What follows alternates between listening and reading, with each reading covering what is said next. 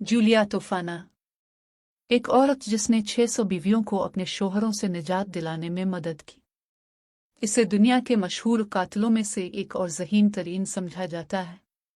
उसने तकरीबन 600 शादीशुदा मर्दों के कत्ल में हिस्सा लिया, जिसके लिए इसने खुद साख्ता जहर इस्तेमाल किया।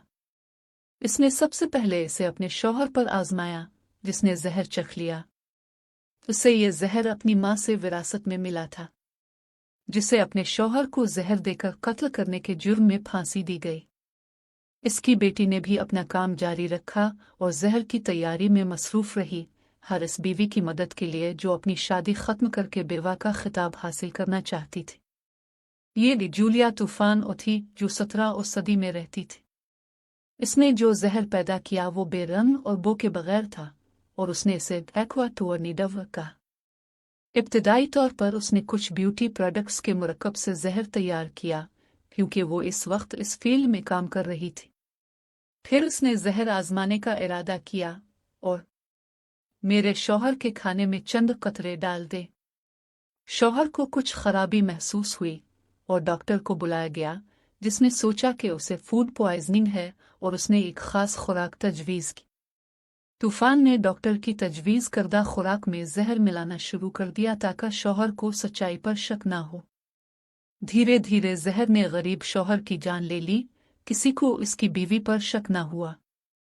फिर तवाफाना ने इन बीवियों को जहर देना शुरू किया जो अपने शौहरों के गुस्से से तंग आ चुकी थी और उन्हें हर बार चंद कतरे पीने का मशवरा देती थी। कुछ ही दिनों में जहर अपने शिकार को मार डालेगा।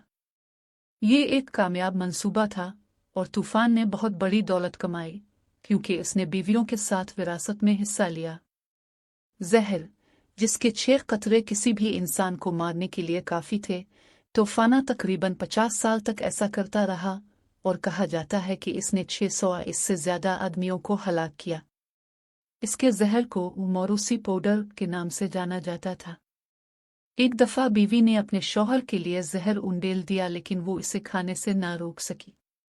शौहर हकीकत जानने से इनकारी है, तो बीवी ने उसे चौंका देने वाली हकीकत से आगाह किया कि वो इसे कत्ल करने के करीब थी। शौहर बीवी के साथ पुलिस के पास गया, जहां तूफान मुकम्मल तौर पर जाहिर हुआ था। जल्द ही इसे गिरफ्तार कर लिया गया। अवाम की तरफ से मुश्तइल होकर इसकी कहानी तेजी से फैल गई और इसे तफ्तीश के दौरान शदीद तशद्दुद का निशाना बनाया गया, यहाँ तक कि इसने अपनी जान ले ली। इस तरह एक इंतहाई खौफनाक कहानी का खात्मा हुआ, जो इसकी मौत के बाद भी लोगों को खौफजदा करती रही। मुंतकिल कर दिया गया।